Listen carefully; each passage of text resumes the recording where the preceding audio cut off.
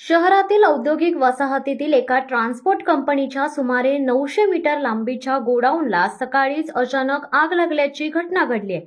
या आगीत आतापर्यंत कोणतीही जीवितहानी झालेली नसली तरी गोडाऊनमधील मोठ्या प्रमाणावरील साहित्याची हानी झाली आहे। सध्या घटनास्थळी 2 अग्निशमन दलाच्या गाड्यांसह दीपक नायट्रेट कंपनीची अग्निशमन गाडी आग विझवण्यासाठी प्रयत्नशील आहे। आगीवर नियंत्रण मिळवण्यासाठी शर्थीचे प्रयत्न सुरू असून नागरिकांनी घाबरण्याचे कारण नसल्याचे प्रशासनाकडून सांगण्यात आले। या आगीचे नेमके कारण स्पष्ट झाले नसले तरी सुरुवातीच्या माहितीनुसार गोडाऊनमधील इलेक्ट्रिक शॉर्ट सर्किटमुळे ही आग लागली असावी असा प्राथमिक अंदाज आहे।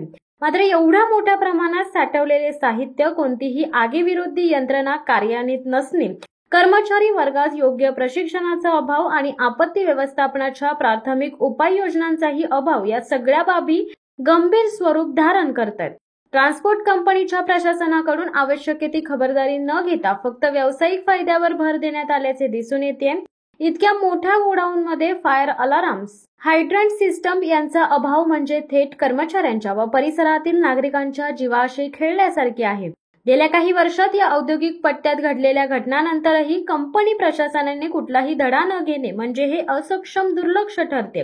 या घटनेनंतर महाराष्ट्र प्रदूषण नियंत्रण मंडळाची भूमिका देखील संशयाच्या भोवऱ्यात सापडली।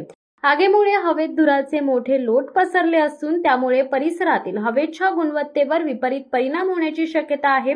तरी प्रदूषण नियंत्रण मंडळाकडून तातडीने घटनास्थळी भेट देण्याचे किंवा तपास सुरू करण्याचे कोणतेही लक्षण अद्याप दिसून आलेले नाहीये। औद्योगिक क्षेत्रातील प्रदूषण नियंत्रण आणि आपत्ती प्रतिबंधक उपाययोजना राबवण्याची जबाबदारी असलेल्या मंडळाचे हे मौन जनतेच्या आरोग्याशी होणाऱ्या खेळाकडे दुर्लक्ष करणारे आहे।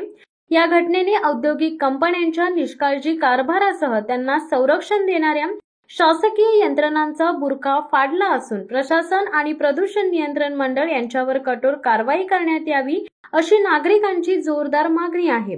भविष्यात अशा घटना टाळण्यासाठी या बाबीकडे गांभीर्याने पाहणे अत्यावश्यक ठरणार आहे। शिवसत्ता टाइम्स न्यूज ब्युरो, रोहा। दे धडक बेधडक वृत्त देणाऱ्या आपल्या शिवसत्ता टाइम्स न्यूज चॅनलला लाल बटन दाबून सबस्क्राईब करा आणि बेल आयकॉनला क्लिक करायला विसरू नका।